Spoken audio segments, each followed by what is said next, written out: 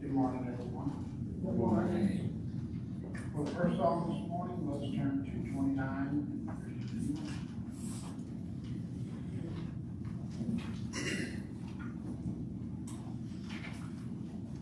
And it's praise and worship this morning.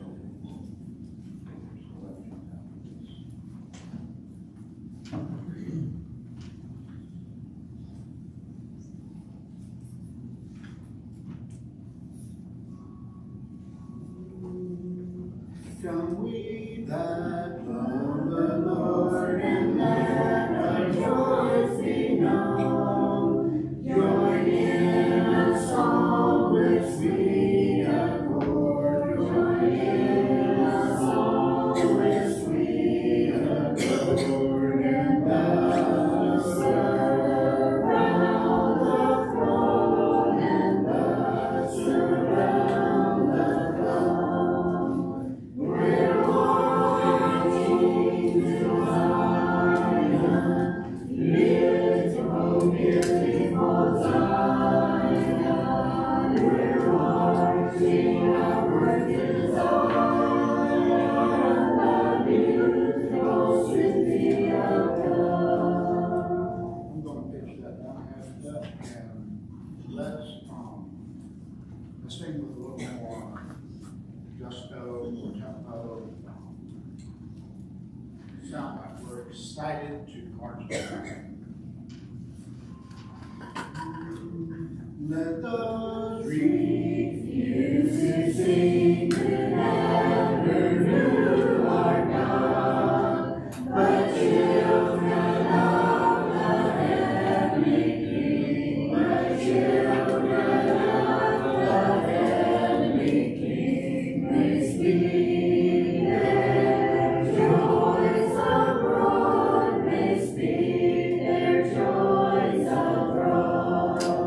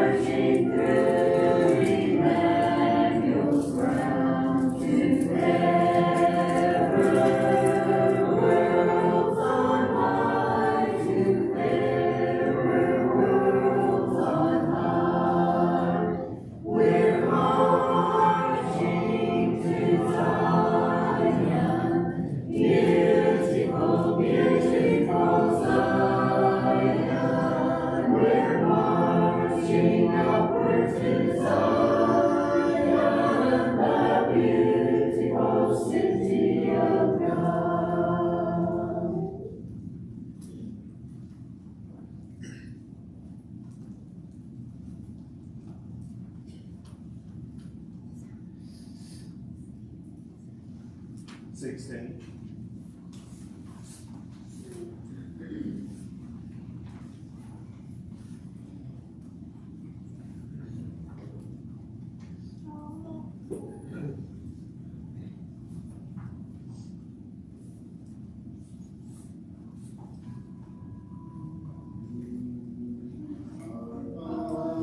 Wondrous works we see in the earth and sea and sky.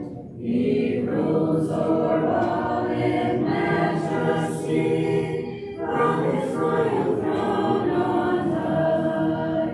What a mighty God we serve! What a mighty God we serve! Reigning now above, on his throne above. What a mighty God we serve. The raging winds and waves are calm when he says to them, be still. The heavens praise him in a song, and the angels do his will. What a mighty God we serve! What a mighty God we serve! Reigning now above, on his throne above. What a mighty God we serve! Ye make Worlds by his command, waves the mountains great and high.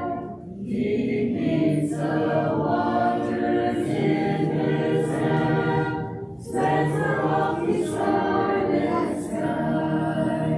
What a mighty God we serve! What a mighty God we serve! Reigning now above, on his throne above. What a mighty God we serve! Ye make. I'm sorry, I lost myself. Did we sing that stanza? Our God, He's Saved from sin's control, gave his Son a sacrifice. His grace abounding in the soul makes the earth a paradise. What a mighty God we serve! What a mighty God we serve! Reigning now above, on his throne above. What a mighty God we serve!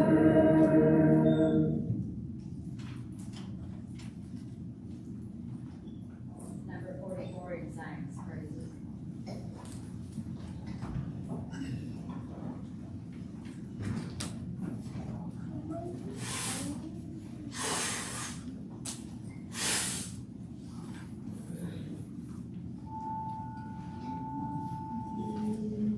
Oh, worship the Lord in the beauty of holiness, in the beauty of holiness, in the beauty of holiness. Glory to the Father, abounding in mercy. Be joyful, holy people, and magnify Jehovah.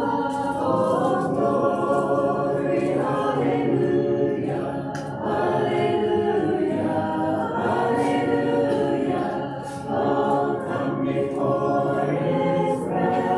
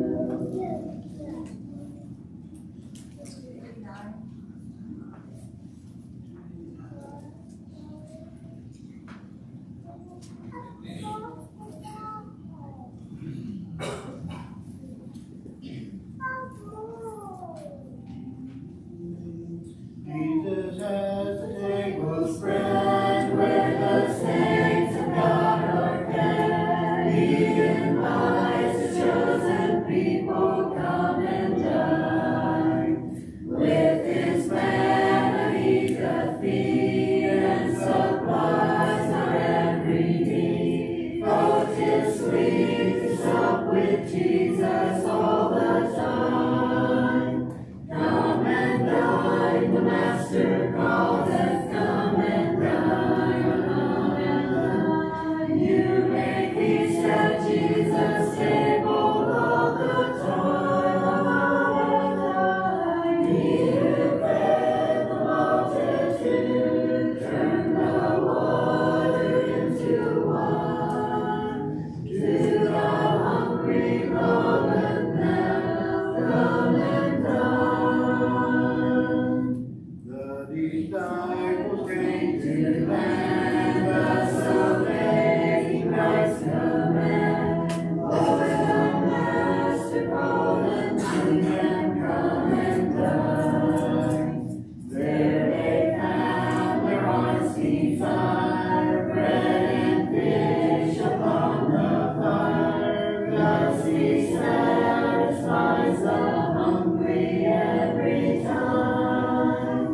Come and dine, the Master calleth, come and dine.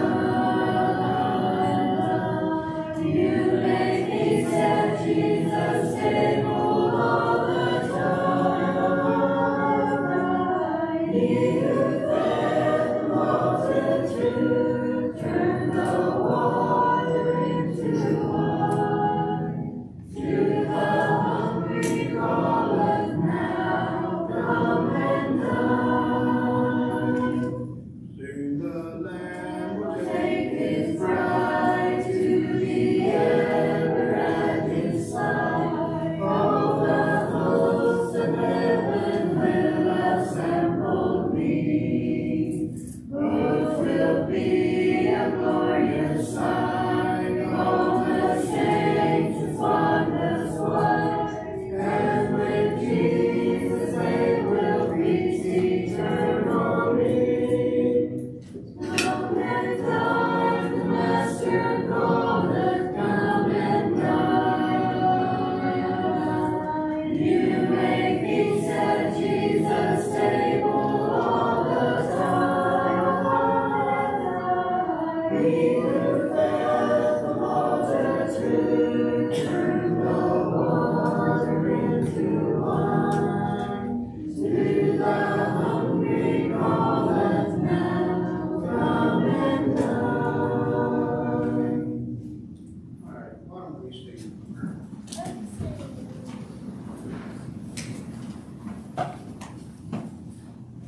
Dear Jesus, we come to you right now, Father, we thank you so much for blessing us with a beautiful morning this morning. Gorgeous weather we had outside. Thank you for allowing us to come to your house, together in your name, here with brothers and sisters this morning. God, I just pray you would be with us as we go through this service. Each one of the Sunday school teachers, if they lead out, moderate our discussions, God, I just pray that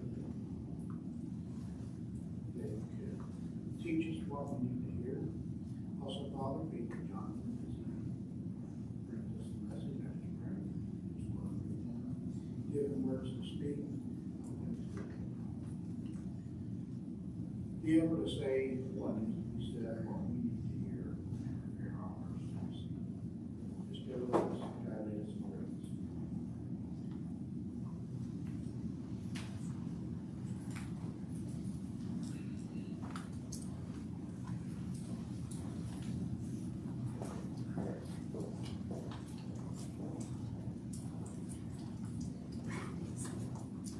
Thank you for being down with that number. This time we'll dismiss for Sunday school, but you will teach.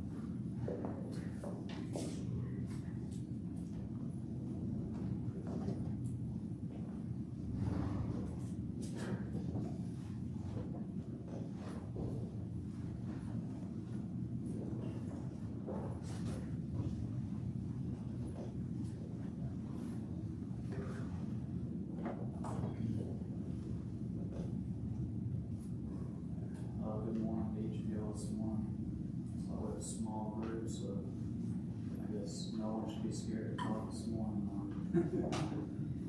I trust us to have a good discussion and get something out of it.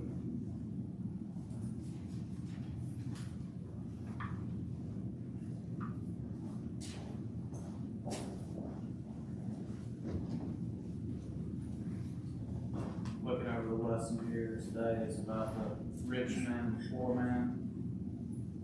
And the member selection is, he that is faithful in that which is least is faithful also in much. And he that is unjust in the least is unjust also in much.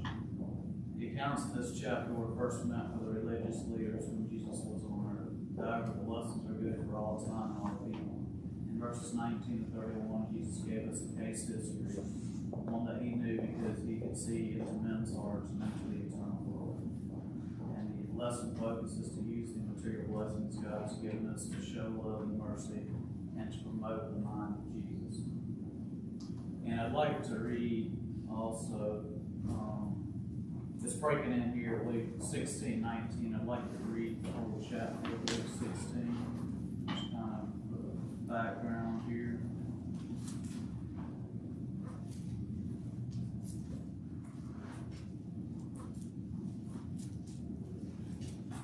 Starting in Luke 16, verse 1. And he said also unto his disciples, there was a certain rich man which had a steward, and the same was accused unto him that he had wasted his goods. And he called him and said unto him, how is it that I hear this of thee, give an account of thy stewardship, for thou mayest be no longer steward? Then the steward said within himself, what shall I do, for my Lord taketh away from me the stewardship? I cannot dig to beg, and I am ashamed. I am resolved what to do, that when I am put out of the stewardship, they may receive me into their houses. So he called every one of his Lord's debtors unto him, and said unto the first, how much owest thou unto my Lord? And he said, 100 measures of oil. And he said unto him, take thy bill, and sit down quickly, and write 50. Then said he to another, how much owest thou? And he said, 100 measures of wheat. And he said unto him, take thy bill, and write 80. And the Lord commended the unjust steward, because he had done wisely. For the children of this world are in their generation wiser than the children of light. And I say unto you, make to yourselves friends of the mammon of unrighteousness, that when you fail, they may receive you into everlasting habitations. He that is faithful in that which is least is faithful also in much. And he that is unjust in the least is unjust also in much. If therefore ye have not been faithful in the unrighteous man, who will commit to your trust the true riches? And if ye have not been faithful in that which is another man's, who shall give you that which is your own? No servant can serve two masters, for either he will hate the one and love the other, or else he will hold to the one and despise the other. Ye cannot serve God and mammon. And the Pharisees also, who were covetous, heard all these things, and they derided him. And he said unto them, ye are they which justify yourselves before men, but God knoweth your hearts. For that which is highly esteemed among men is abomination in the sight of God. The law and the prophets were until John. Since that time the kingdom of God is preached, and every man pressed into it. And it is easier for heaven and earth to pass than one tittle of the law to fail. Whosoever putteth away his wife and marrieth another committeth adultery, and whosoever marrieth her that is put away from her husband committeth adultery. So that just gives a little kind of a background there. He was talking about stewardship and different things on that. It's what's behind where the lesson starts there in verse 19. At this time, we could go around and read the lesson period. We'll start there at verse 19. And there was a certain rich man which was clothed in purple and fine linen and very sumptuous every day.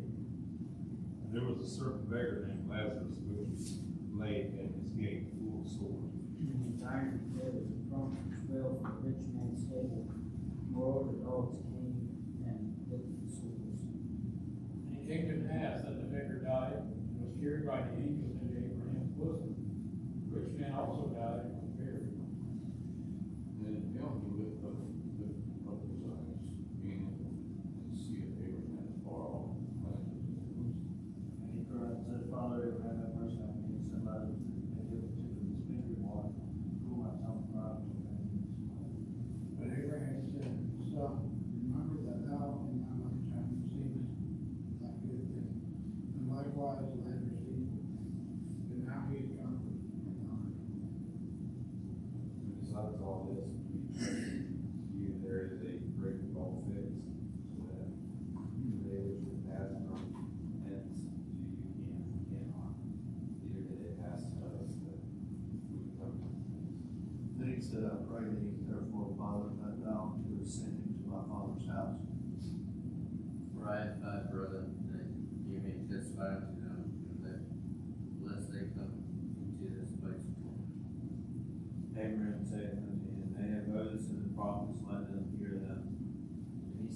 made Father Abraham's way, but if one went unto them, the day they would repent.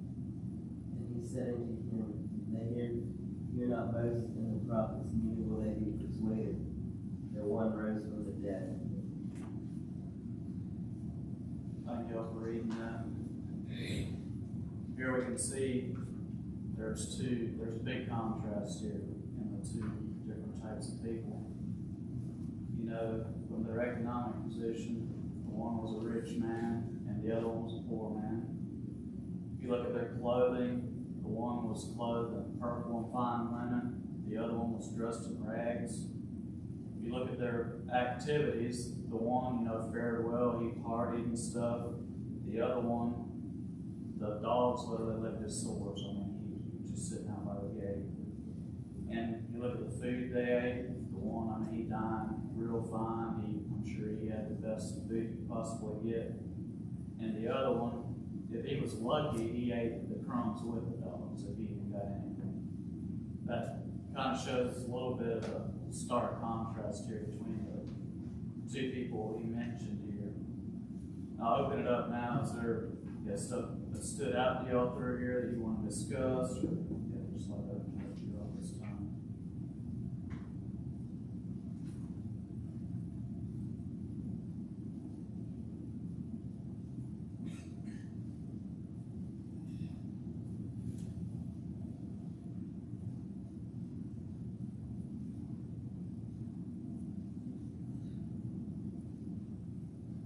There in verse 24 of that, where it talks about, he was, how hot he was, and the only thing he wanted was a drip of water was all he wanted. I mean, you can put your finger in, and that's a very little drop.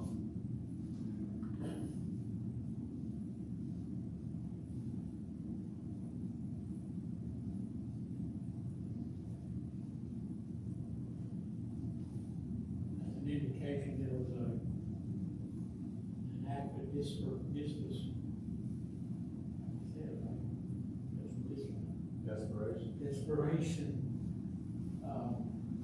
that he was experiencing. And at that point, go ahead. I believe that was a reality taking place. And I think that's about the first of the rich man maybe made his first request or really thought much in that. You see here he asked for mercy, like you said, in a drop of water, which is a very small thing. And if we contrast that with the mercy available to us in Christ right now, there's a big difference. And the fact that he asked for something as small as a drop of water, and he couldn't even get that. But it proves just the stark contrast here. I think over that time, he was probably just living his life, he had everything made. And I don't think he really thought much of anything until that point. Obviously, it was too late. You look at verse 22, stood out to me a little bit. The beggar died, carried by angels. And it said the rich man died, and was buried. And then it goes to the next verse, and he lifted up his eyes, being in torment. Like the contrast between the two there too. The beggar was living, we would say, a terrible life, and then went to, just like the rich man. We get way beyond what the rich man had. When the rich man died, he was just buried and lifted up his eyes in torment. Basically, they completely changed places, except the poor man even got a lot more reward. But Luke 19, verse 19, there says, fair consumption every day. How do we know if we're fair consumption every day? I've got to think, third world countries, they probably think that we're fair consumption every day. Who's the basic judgment on that? Any thoughts on that?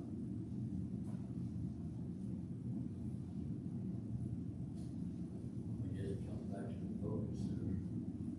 You get material lessons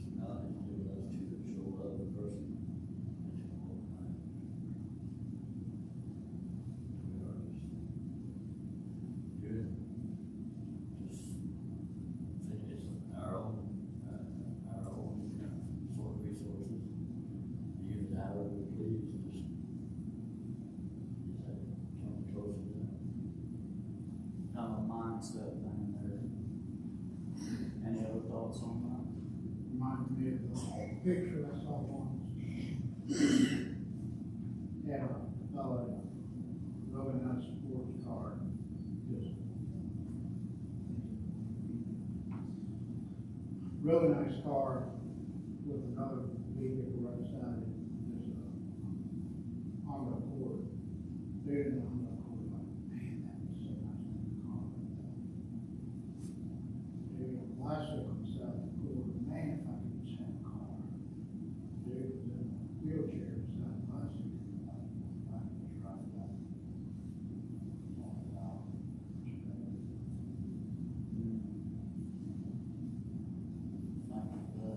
Yeah, it really opens your eyes. There's always, no matter how bad it is, it could always be worse. You can always have something to be thankful for. And that's, we get kind of stuck in our, in our lives. Sometimes it can be tough times or whatever. But we just step back and, look at the big picture. We always have something to be thankful for, our perspective. I feel like, you hate to say it, but you feel very consciously, say every day, but you work in that category. And we're just responsible for that, whether it's, the more we have, the less we become dependent on God, and our, even our fellow men. Like, so that's something that I think, we all have to, deal with, like, just make sure we don't let, that get in the way of God, and also reaching out to other people, that are in our circles. I feel like we don't need each other financially as much as we used to, or would have, past century, even.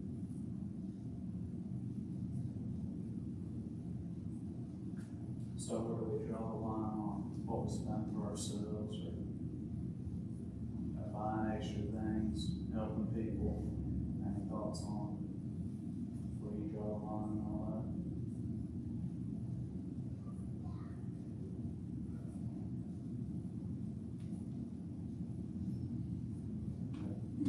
I do feel like if you see a need and you feel like you should help that cause, you don't feel like, whether you do it or you don't, I feel like that's a line that it stand out to you in your position to help and always help.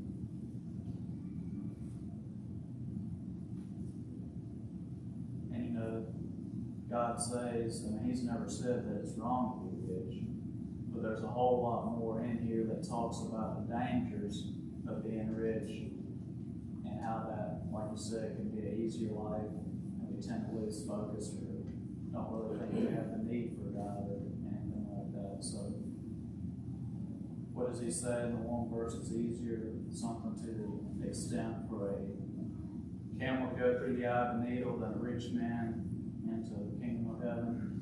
But just, it causes us to think how, it's easy for someone, things are going well, you tend not to think about other people helping you or even looking to God for your help.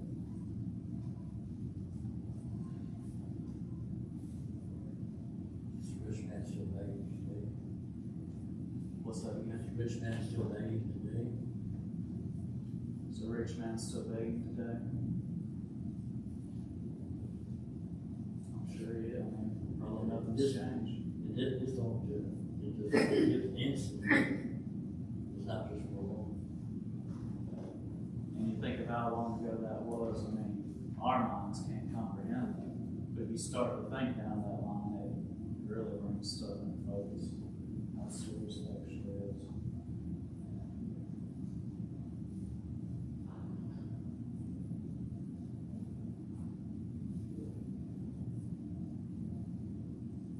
So how do we do, like, if there's a beggar on the street, what's our right response to that? Any thoughts on that?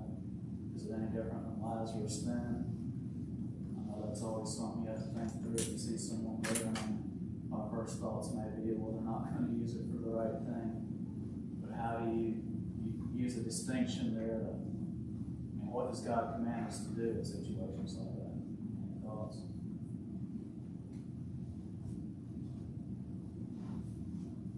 The rich man could ask him sit up at the table and talk.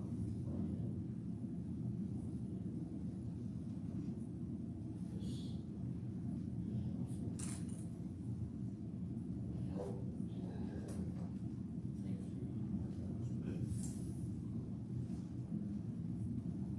What about if they just keep asking over and over?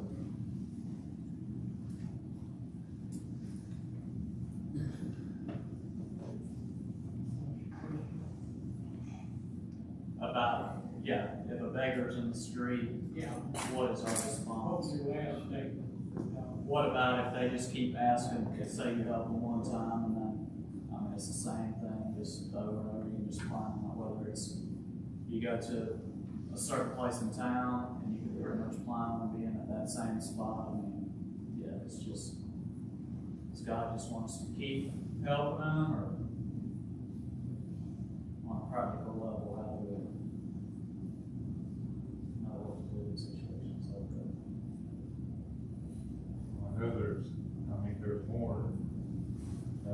The easiest way for us to think we help somebody is just give them money, and we can go on about our way and go try to make more to replace that we gave. But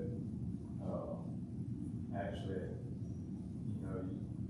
to take time for somebody, we can still be considered selfish if we do give them money to a certain degree. I mean, if you just like, here, just get out of my way.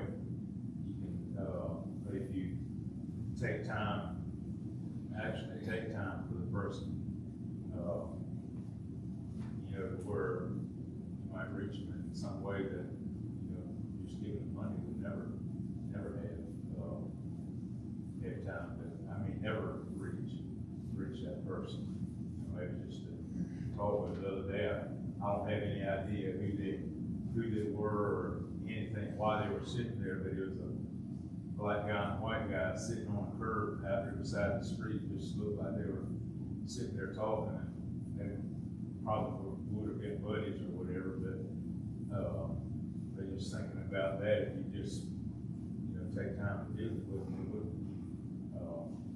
it might do more than just actually handing the money. And that is what a lot of them ask for. They don't really want to sit there, but I think in God's eyes, that we don't have to always give money to be right in God's eyes. We can go in other ways as well. It's a good thought. And if you think about it, if they're sitting there, most people are going to spend very little time with them. Whether they hand them some money and walk off, or just ignore them. They're just getting walked right past and after the word. If you were to talk with them a little bit, it would show that you care or whatever, that would probably go a lot farther even than we would ever even realize. Any other thoughts kind of over those subjects? One thing I had to think about is that this beggar, I don't know if I ever really thought about this before, but this beggar wasn't in another country. This beggar was right there at his gate. He seen the beggar. He had to see the beggar every day. It was someone he could have helped that was right there in front of him, and he didn't take that opportunity and help him. We can't help everyone in every country of the world, but who is right in front of us that we could help, someone that is right in front of us that maybe we can help, that we see there's a need. And like you said, that's bringing it down to home. Something you see every day. It's not something you think about just going off and helping someone or searching for stuff, but it's stuff that's right out in front of you. Now, I'm not saying there's nothing wrong with sending money to other countries and helping people over there as well. But I was just thinking of this story here, and this beggar, yeah, it was something that he seen every day, and he didn't take the opportunity to help him. That's a good thought. Any others? You mentioned a while ago, what if the beggar keeps coming back? I found it really interesting in the past that reference to what Laban was speaking about, taking time to share or to give of your time in reference to the request made. And I found it in the past that when I have done that, that which I decided to do to help the person has been very disappointing to them. And it's that which they won't come back. If you, many a beggar will come asking for money. I'm almost out of gas, or I need a room to sleep in tonight, or I'm homeless and I have no place to go. These are cases that I've had experience with and I have encountered. I do not just freely give the money. May I first say, I think it's a need and a time to pray for discernment. God give me discernment how I should deal with it. But I'm not here to say what all I have encountered over the years, but when I take the man who says, I need $20, I'm almost out of gas, his car is still running, I say, okay, you follow me to the gas station, and I'll fill it up. It may go over 20, it may be under 20. The man that needed a room to sleep in, give me $40. I need $40 and I can go to the motel and pay them $40 so I can sleep here tonight. I said, okay, forget the video, we'll go to the motel and I'll pay for your room. I'm just saying that I think we would know if you freely just give the man the money, the question remains in you. If you really want to use that for what he's taking, doing it in the manner of actually taking him, giving of your time, do what you can in behalf of his request, rather than just freely giving it to him and allowing him to use that for drugs, for cigarettes, for immoral living, whatever it may be. This way, I believe we would know that, hey, that money was given for the cause that he requested it for. And it takes time, it takes effort to do that, and I'm not doing this so the men don't come back. But it indicates to me that it was a disappointment to him. He wasn't able to just freely get that $40 or whatever amount he was asking. And that can't always be the case, but I mean, you can't always do it that way. But over the years, I've experienced that seems to be means in a way of giving a message or something. It's a really good thought. And probably a few times of those, if you were to start going towards a motel or something, that guy more than likely not even want to go if that's not what he's after. Could definitely be a way to discern. I had that exact thing happen to me one time. I was traveling. This car pulled up, had a little girl in the back, and the story was, we need to get this girl to so-and-so and so, but I need gas. I need gas. I said, okay. He said, I need $20, or I forget what it was, to put gas in here to get there. I said, okay, right over to the filling station, and follow me over there. Never showed up.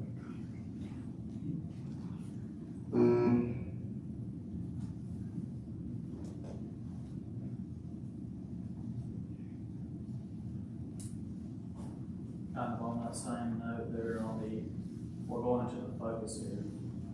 It says to promote the mind of Christ.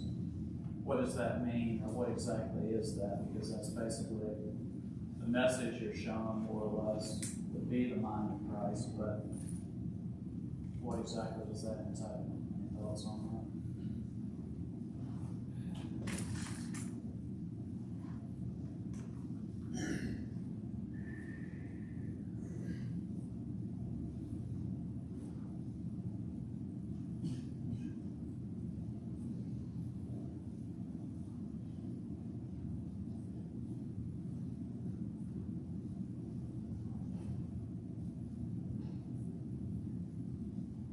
think a lesson we can draw, not exact same scenario, but just the money again this week. Some very good friends of mine in Albinsville, they lost their dads.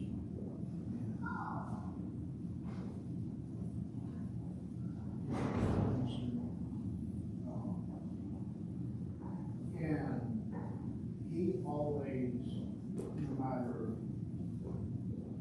where I ran into him when I was at one of the sons is a sinner, and he said, being there, didn't matter. Winston always took time to, and he did this with everyone. He didn't just ask you how you're doing. And in the way that we do it, oh, how you doing? Oh, no. No, Winston wanted to know. He cared. He cared about you. I was at the place right in there with the family. His younger brother made mention, told me that, well, we were just sitting around, just me, they told me, sitting around, that Winston was 16, and I don't remember exactly how old he was, but he goes into the study and he sees David, sees Winston in there, sees him in there studying Bible. 16-year-old big brother studying Bible. And he said, it was 2 weeks straight, every evening, pretty late, got into the room, he's in there studying the Bible. He asked him what's going on. He said, I'll get on. He started sharing. After a couple of evenings of sharing, little brother gave his life to Jesus. And Winston carried that on through the rest of his 50-some years, 60, 60 years, that he still carried that love of Christ. We're just, through this whole conversation this morning, we show these people that come to us and we show them the love of Christ in whatever it is that we do. The method that we've heard numerous people say this morning, I've bought people food before instead of giving them money. And I see the genuine appreciation on their face. That's when that person can feel the love of Jesus through us. And if I've also had people come down to you, but if they can feel that love of Jesus through us, that's in whatever method we do, we try. Thank you for that. Plus, promoting the mind of Christ, that can be kind of a broad thing. Whether that's giving someone or buying food for them or just discussing it. And that's probably, like you said, if you kind of pray about it a little bit or seek God's face as you're kind of meeting him, why he'll probably lead you in the way that will help that person, best. And that would be promoting the mind of Christ, it could be in different ways, but that's the general idea of that.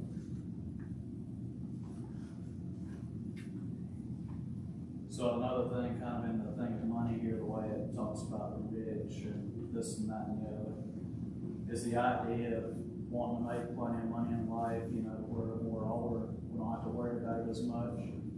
Maybe go traveling, do this and that and the other. Is that idea completely wrong? What are your thoughts on that?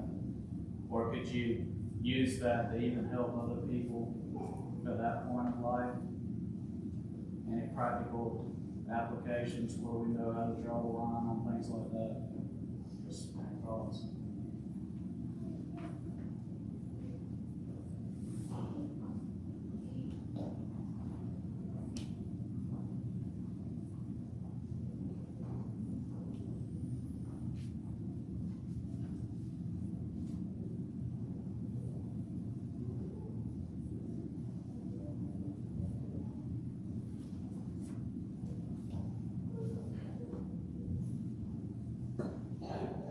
Just I think as the words are said, sell all that you have and give to the poor. Still trying to discern, and come back to the question, really, how much do we sell out? We need to still provide for our families, for our own needs. But I think it comes back also to that of, really, how do I view the wealth that God has blessed me with, the money that God has blessed me with? I need to always recognize and acknowledge this is God's money. Given from Him. He's expecting me to be a disciple that will share as He so places in my heart. I appreciate that. Any other thoughts? Part of that chapter that's read is Joshua.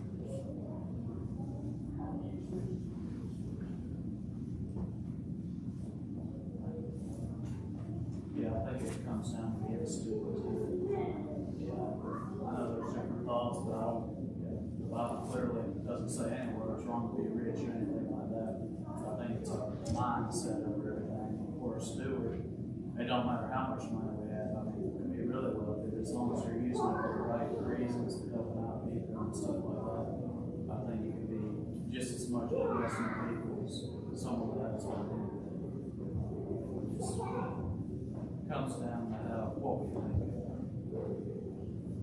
But kind of in conclusion here, there's something else here that I want to read. Basically, summing all this up, there are two directions and two destinies. There are two basic ways of dealing with God's gifts and grace to us. And although there are many lifestyles, there is only one kind of life that leads to the one end we want to reach. That is a life totally given to reaching out that heavenly end. A life of self-giving for the blessing of others. A life that precludes all self-directed living. So basically, not our mind just centered around just us with our money and everything, but thinking of other people and seeing needs, helping them, just basically letting God direct us. I think that's all I have. I appreciate it.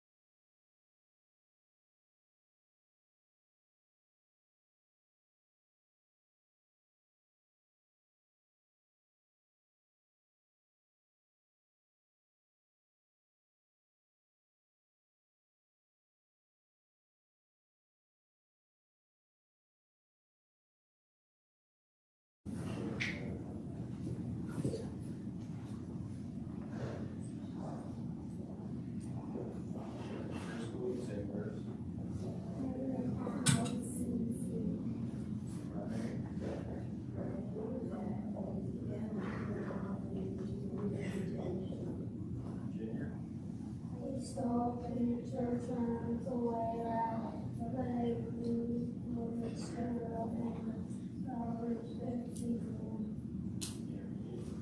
Thou shalt love the Lord thy God with all thy heart, with all thy soul, with all thy heart, and with all thy strength. This is the first commandment. Mark 12:30. Thank you, Rebecca.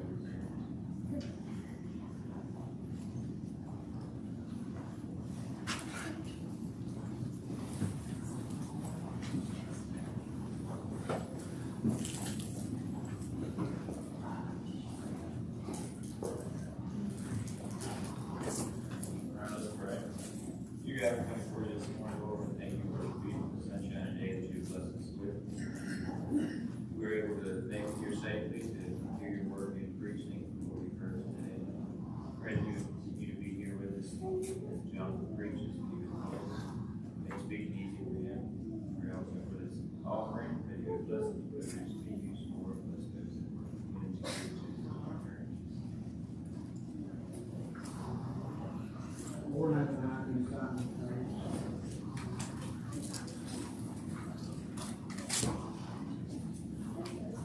I believe in God, even though I can't see Him. When He is nigh, and I know He is there. I know if I wait on the Lord and will listen, His still small voice, He speaks to me here. I believe in God, and I know that I shall see Him someday in heaven upon His great throne.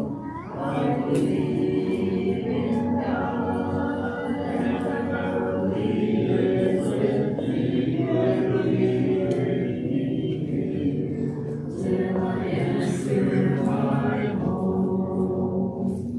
I believe that the sun, even when I can't see it, is there when the clouds keep it hidden from view.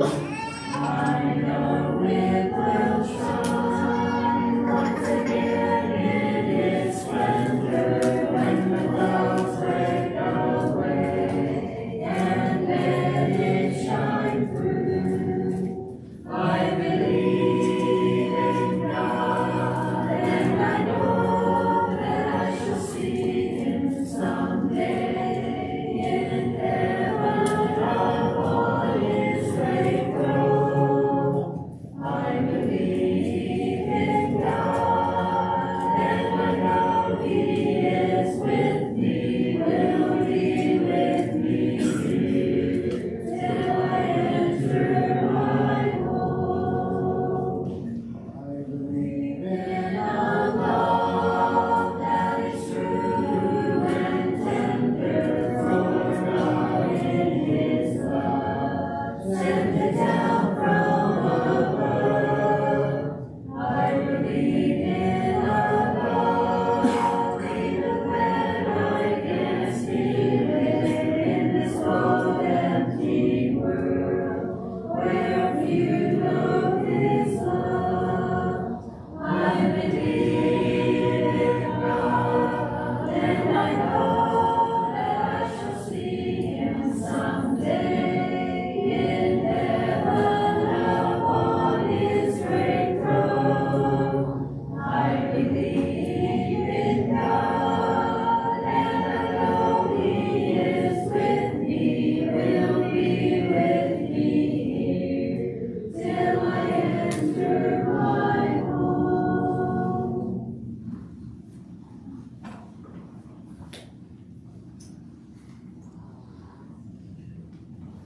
Good morning. I want to welcome each one to the service this morning, and trust that you've had a good week, and I'm glad to be here this morning. That song we just sang, there it says, I believe in love, even though I can't feel it.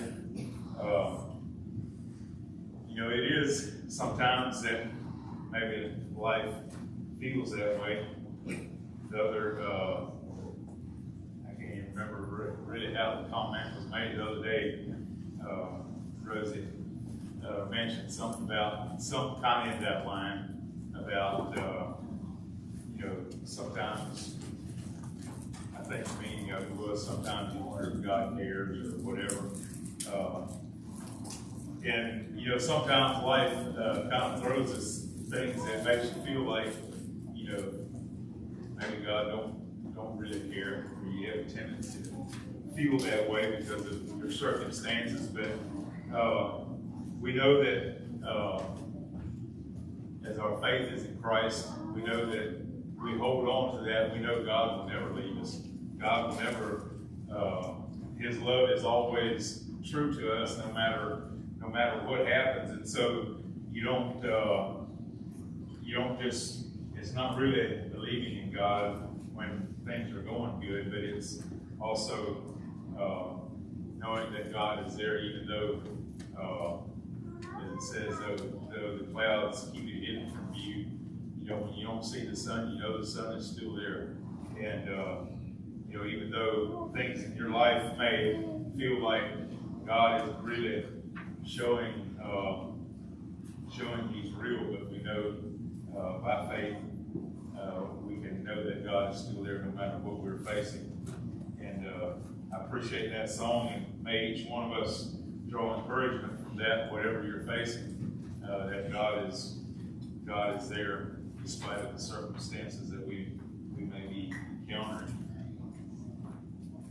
This brings us to our time for announcements. We have a number of announcements here to make.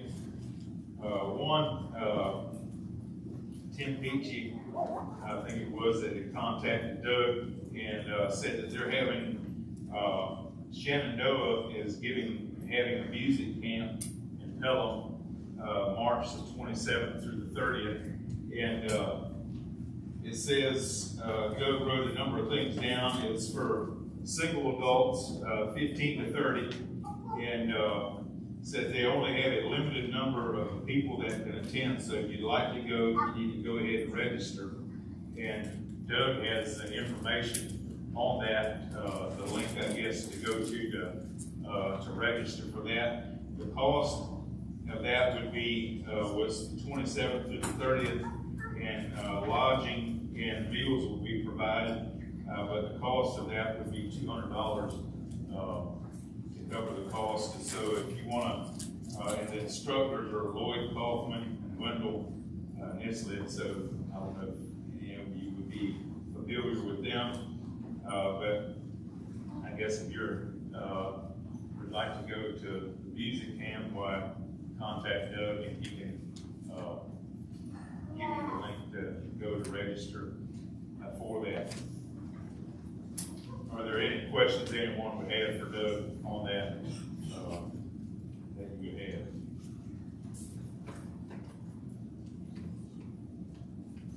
I guess that don't apply to very many here. Singles 15 to 30, so but get with Doug if you would like to go. And also, we talked about when maybe having our communion time, and we talked about April 13th, and we will plan for that, kind of figure that way unless someone knows of something that it wouldn't work. But right now, we would kind of think about having communion on April the 13th. Does someone know right away that would not work?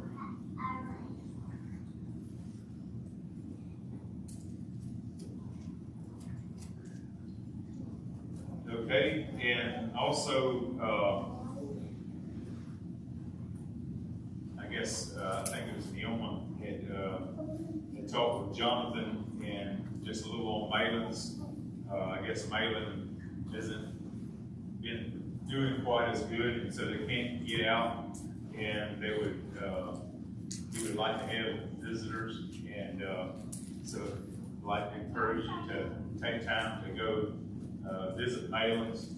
I know it's difficult to communicate with him and to understand him when he talks, but I know just being there, would give him encouragement. And so if you have time, or I guess nobody has time, to just make time to go see Malin, that would be appreciated. And I guess you could also do that with Paul as well. I know Paul's are really in a difficult time right now, and so if you have time to make time to go visit Paul and Amanda as well. So those are, we talked about needs this morning in our Sunday school time. And so this is maybe, as Doug brought out, the people that are right in front of us that we can minister to. And so here's an opportunity for each one of us to show them we care about them. All right, and also here, I'm not sure when it was, Cindy had approached, asked us about being members here, and Dennis and Cindy talked to me after church, and apologize for not bringing announcing it sooner, but they talked to me, and then it slipped my mind to mention about it until last Sunday. I was talking to me after church, and then it all of a sudden it dawned on me I hadn't made that announcement. But she has applied for membership here, and so pray for her and Dennis as they got a fairly new life ahead of them. They're still new to it, and pray for them, and also Cindy as she has applied for membership here, and just want to thank you for asking and wanting to join here at Gospel Light. All right, are there any other announcements before we go to the bulletin? Anything anyone would add?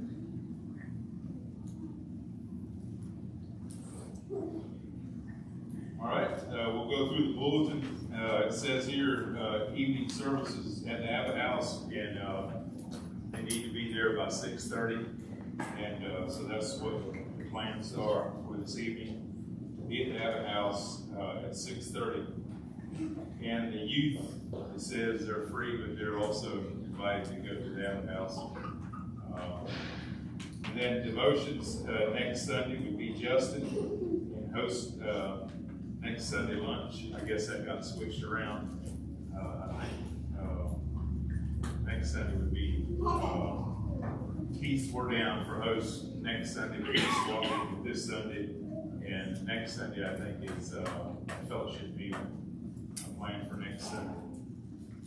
I think I'm right on that. Is that right?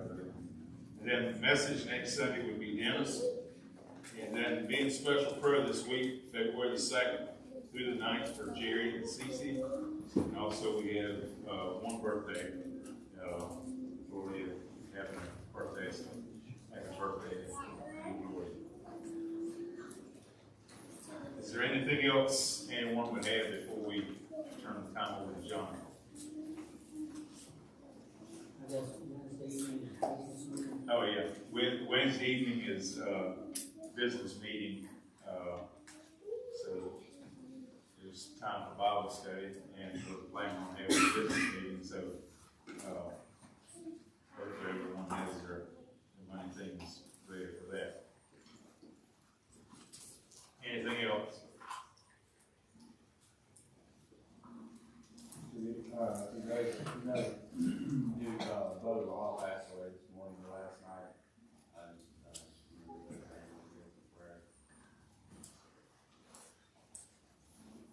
Had he been, I knew he'd been a little earlier. Yeah, about a month ago, he just about passed away. And I guess, yeah, that heart condition.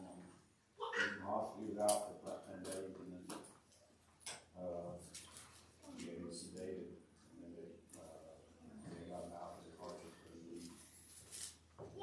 How old would he been? I'm not sure of that actually. I mean, he was in the 40s somewhere, I think.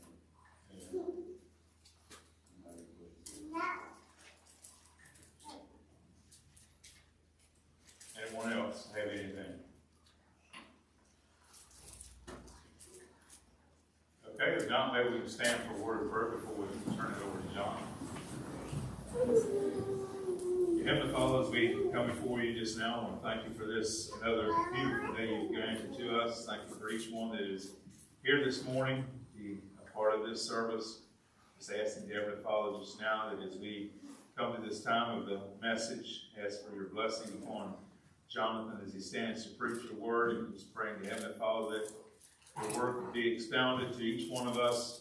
We know that we all have needs in our lives, and your message can minister to all of our needs today. And just praying to Heavenly Father that your Spirit would be here with us, and may you receive the honor and glory for it. And just ask that you would go with us, direct us through this service. We ask all this in your name. Amen. You may be seated.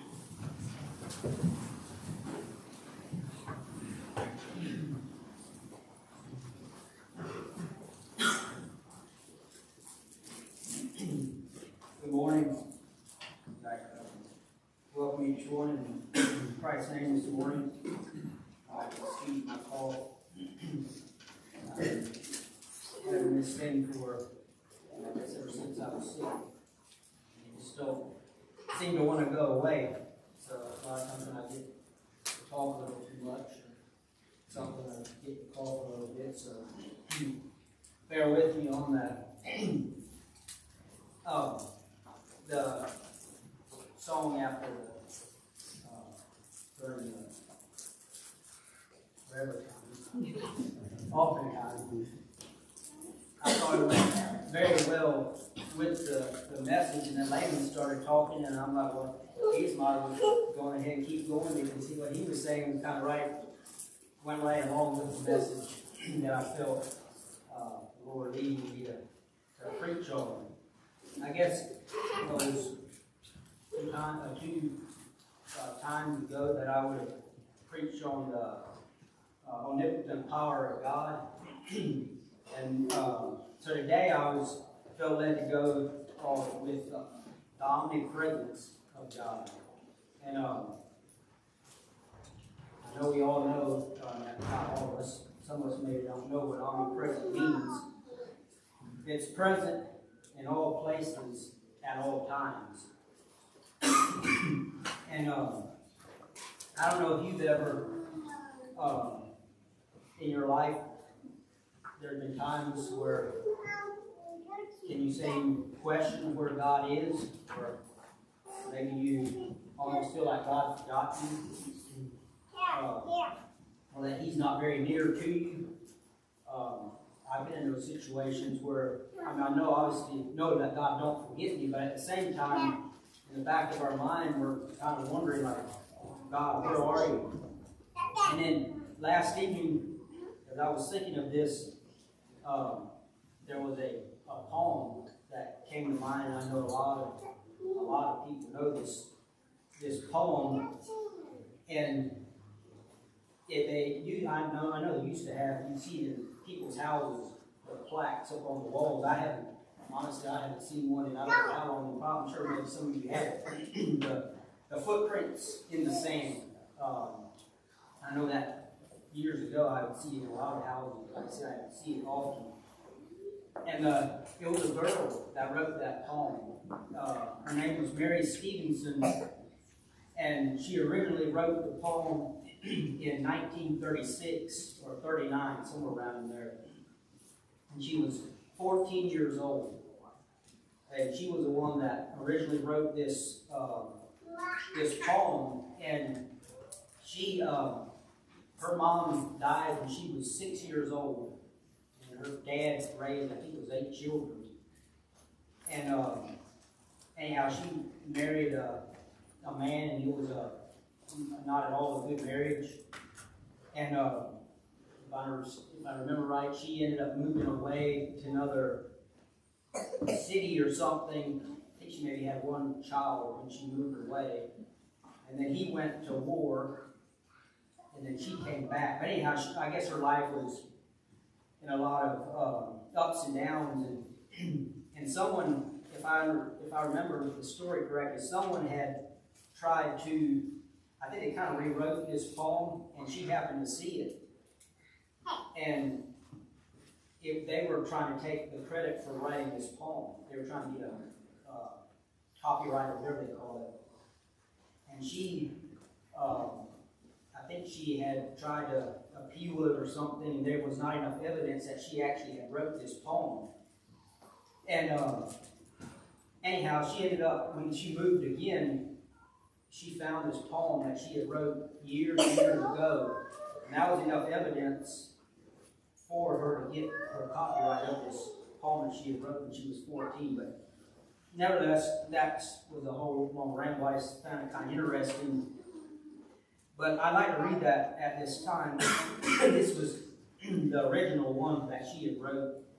And I know a lot of times poems kind of rhyme, but this one here don't totally rhyme, but nevertheless I will read it. It's called Footprints in the Sand. One night I dreamed I was walking along the beach with the Lord. Many scenes from my life flashed across the sky. And each scene I noticed footprints in the sand. Sometimes there were 2 sets of footprints. Other times there were 1 set of footprints. This bothered me because I noticed that during the low periods of my life, when I was suffering from anguish, sorrow, or defeat, I would see only 1 set of footprints. So I said to the Lord, you promised me, Lord, that if I followed you, you would walk with me always. But I've noticed that during the most trying periods of my life, there have only been 1 set of footprints in the sand. Why? When I needed you most, you have not been there for me. The Lord replied, that the times when you have seen only 1 set of footprints is when I carried you. And I had to think of it so often. That's kind of how it is in our life when we are in our lowest times, in the times where we don't know which way to turn, and we feel like the Lord, can we say, deserted us. And that paints a picture so perfect of that's when He carried us. You know, we so often think that He has deserted us or He has forgotten us. He is right there all the time. There was, in the early American Indians, they had a unique way of training their young braves. The young boys, when they would reach their 13th birthday, was, I guess they'd consider that the threshold of manhood, is when they were from a boy to a man. And they, up to this time, they learned of hunting and fishing, scouting skills, what all it took to be an Indian. But they had one final test that they were put to the test. And they would blindfold them, and they'd take them into a dark, dense forest. And way back in, could be, most times I think it was several miles they would take them. And they were supposed to spend the night alone, the entire night alone by themselves in the forest.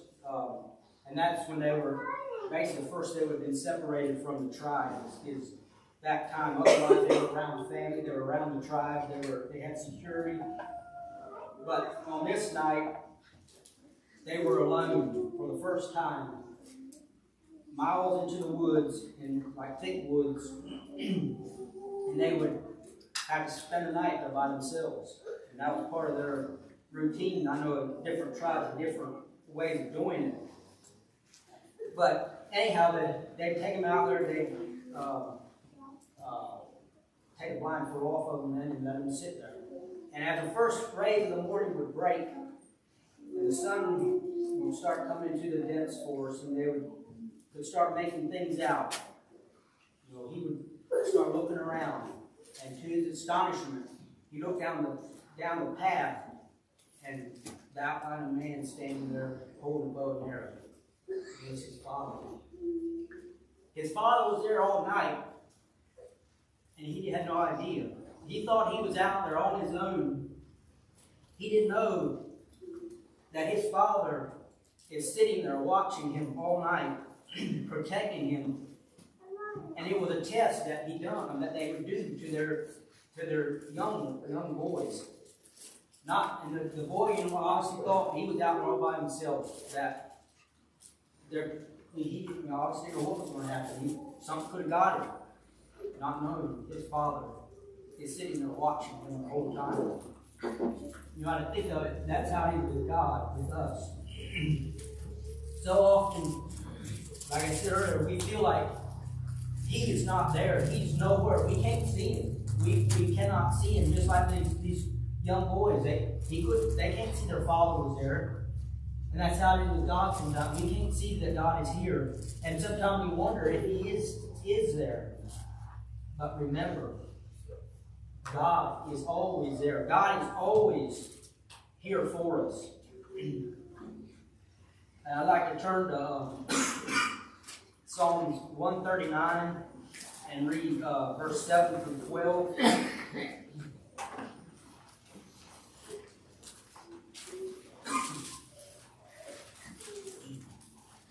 Psalm 139, 7 through 12. Whither shall I go from thy spirit? Or whither shall I flee from thy presence? If I ascend up into heaven, thou art there. If I make my bed in hell, behold, thou art there. If I take the wings of the morning and dwell in the uttermost parts of the sea, even there shall thy hand lead me, and thy right hand shall hold me. If I say, surely the darkness shall cover me, even the night shall be light about me.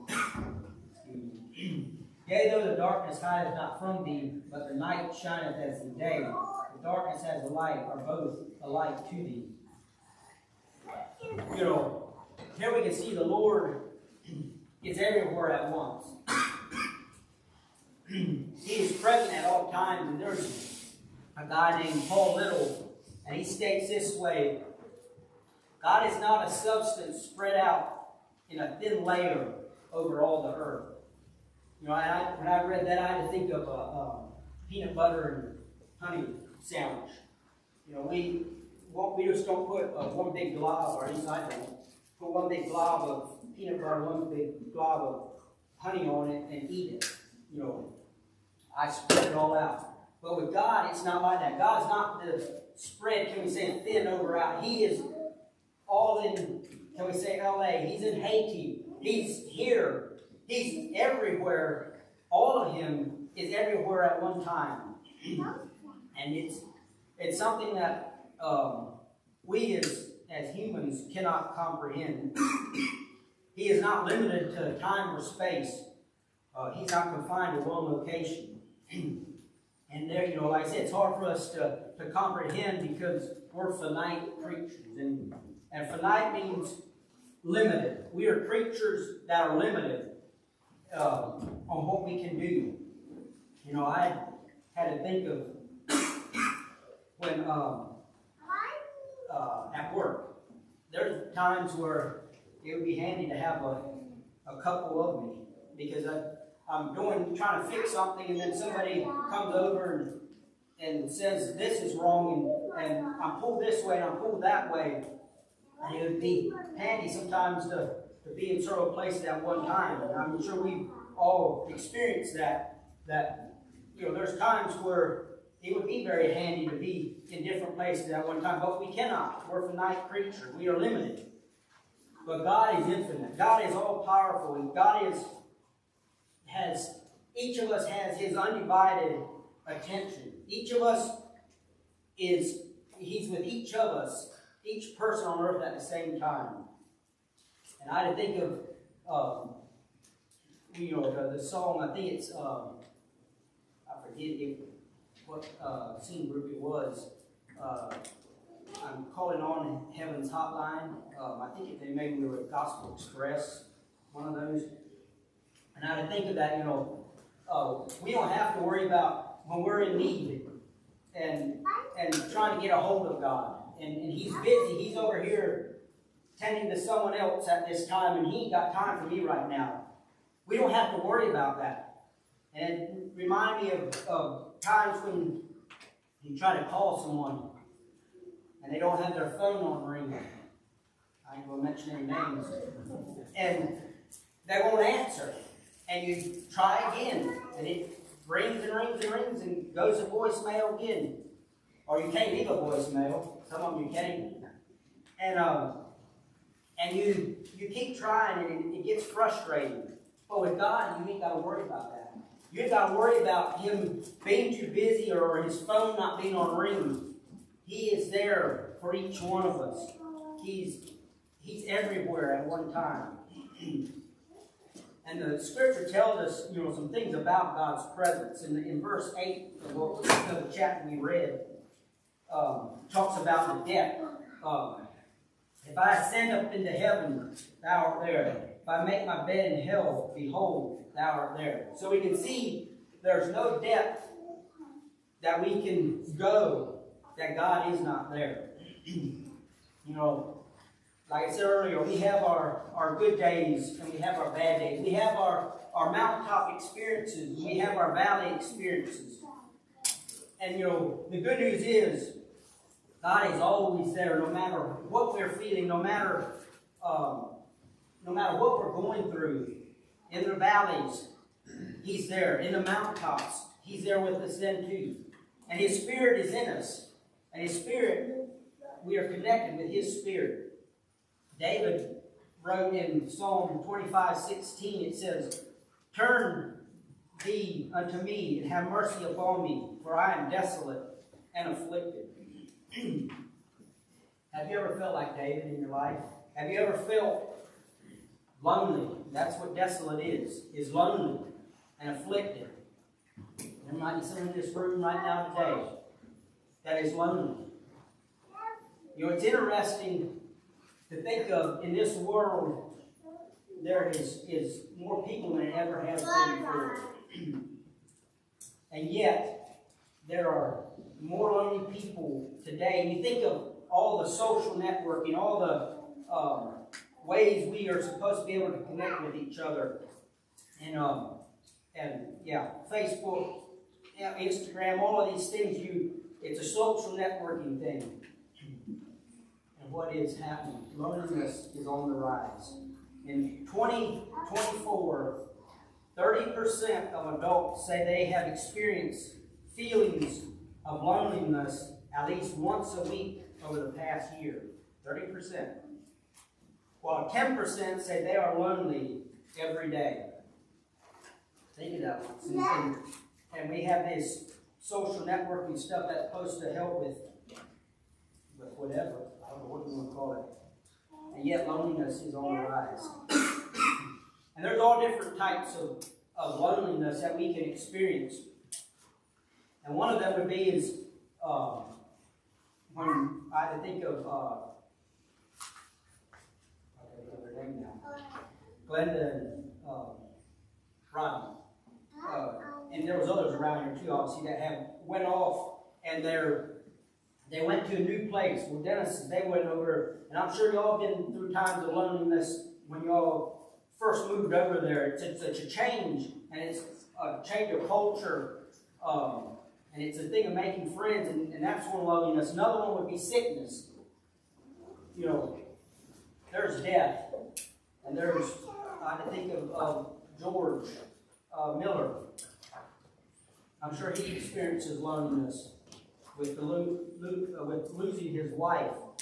And there's friends that we can lose. The list goes on and on of situations that you are in that can cause loneliness.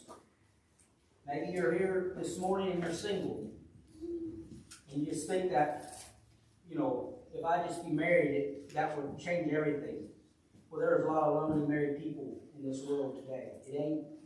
It ain't just marriage that's going to make your loneliness go away.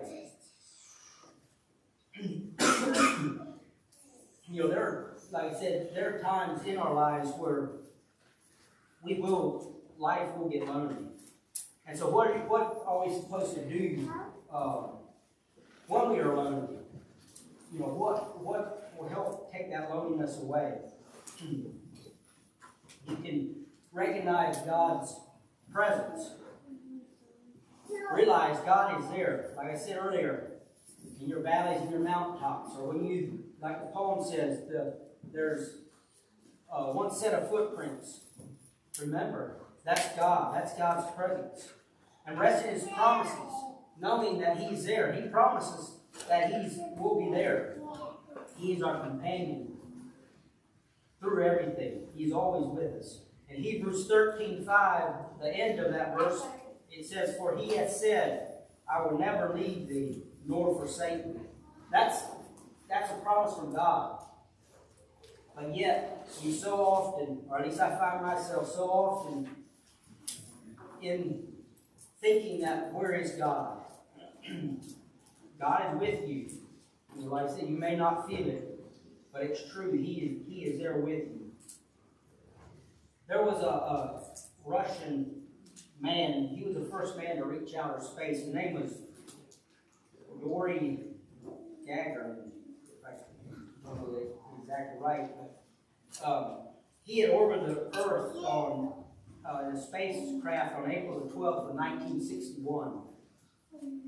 And when he returned back to Earth, he made a comment, and it was a big, wide splash, he would say. He said, "I flew into space and didn't see God."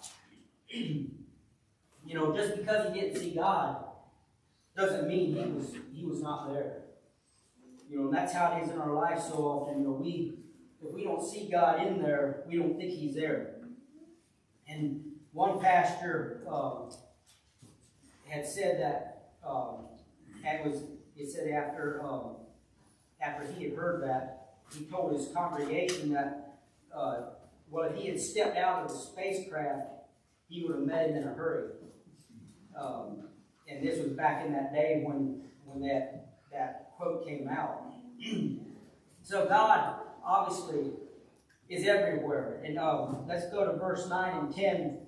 Here, so we went over the depth. In verse 9 and 10 it said, "If I take the wings of the morning and dwell in the uttermost parts of the sea, even there shall thy hand lead me, and thy right hand shall hold me." You know, God is with us in every situation, in every setting, no matter what it is. Where we go in creation, we know that God is with us. And there's a little story to show the innocence of a child. Or I guess it's a little comical to me.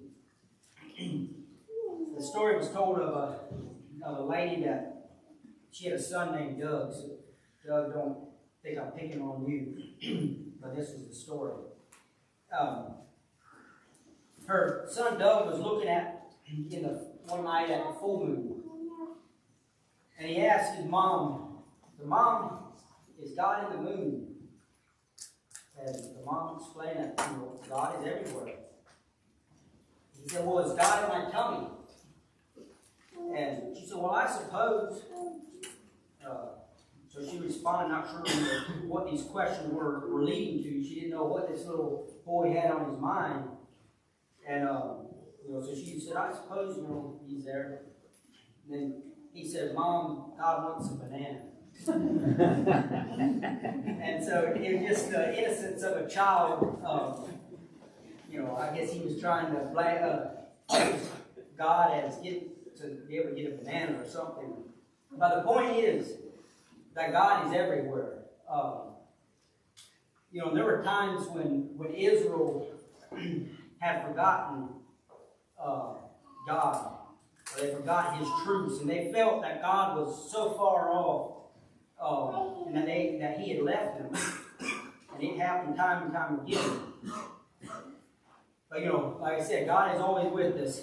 And have you ever been in an experience through your life and you had a peace and assurance, knowing that God is with you? I know I've had experience of that, and I've heard of missionaries and stuff that had went into the mission field and they got themselves in, can we say, some hair-raising times, but they had a peace and assurance that God was with them. No matter where they were at, God was there with them. You got to think of Jonah. You know, he thought he was going to be able to run away from God. He thought that he was going to get away from what God wanted him to do. And, you know, he learned his lesson the hard way. He thought he could run and hide from God. But even in the belly of the whale with the fish there, God was with him there. You can't get away from him. You can't, there's no way of getting away from him. Going on to verse 11 and 12, this talks about the darkness. And I had to think of that story I read earlier of the little Indians. You know, it says, if I say, surely the darkness shall cover me, even the night shall be light about me. Yea, the darkness hideth not from thee, but the night shineth as the day. The darkness and the light are both alike to thee. So you see here, it don't matter, darkness, light, it don't matter. God can still see. He's there. Darkness can't separate us. In Isaiah 43:2 it says, when thou passest through the waters, I will be with thee. And through the rivers, they shall not overflow thee. When thou walkest through the fire, thou shalt not be burned, neither shall the flame kindle upon thee. Reminds me of Shadrach, Meshach, and Abednego, talking about the fire not being able to kindle. You know, we know the story of how they were thrown into the fiery furnace, and God walked through them through that fire. They were protected. No matter what fire you may be experiencing or maybe facing today, remember, God is with you as well. God will see you through that. You might have only one set of footprints, but they're God's footprints. How do you remind yourself or practice the presence of God? Or how do you remind yourself that God is always with you? You know, it's something that we sometimes got to do. We got to remind ourselves that God is with us, and He's always with us. Not just sometimes, He's always there. Number one, you need to invite Him into your heart. You need to have a life that's living for Him. You know, God is always around us. God is always by you. He wants His Spirit to dwell in you. Do you accept it? Do you accept the life that He gives every day? Do you accept Him? Number two, learn to be quiet. You know, so often we like a lot of distraction around us. Close your mouth. Don't talk. I know some people might be kind of hard for them to do that, to not talk. But sometimes the quietness is where we meet God. That's where we can meditate on God. You know, I feel so often people don't feel the presence of God, and they can't feel the presence of God because they're too busy and distracted by everything else around them. And they don't take the time to be still and just be quiet and listen to God. That's one thing I find hunting I can do, is when it is quiet. And just sit back and just look around and admire and talk to God. Admire His creation. Number three is talk to God about everything. Rely on Him. And I had to think of in the Sunday school time, we were talking about a lot of times when people have all they need, they have a tendency of forgetting God, and they don't rely on God like they should. Talk to Him about everything. Pray continually. You know, that's something that will help us draw us closer to God. You'll learn to spend time with God throughout the day, throughout your busyness. You can take time. You can be driving down the road and take time with God. Number four and last, develop a habit of praise. You know, praise is something that I feel like can bring us closer to God. To thank God for everything. You know, all that He's done for you, nothing will make us or help us become more aware of God and His presence in your life than developing a habit of constant praise, of being thankful for what He has done for you.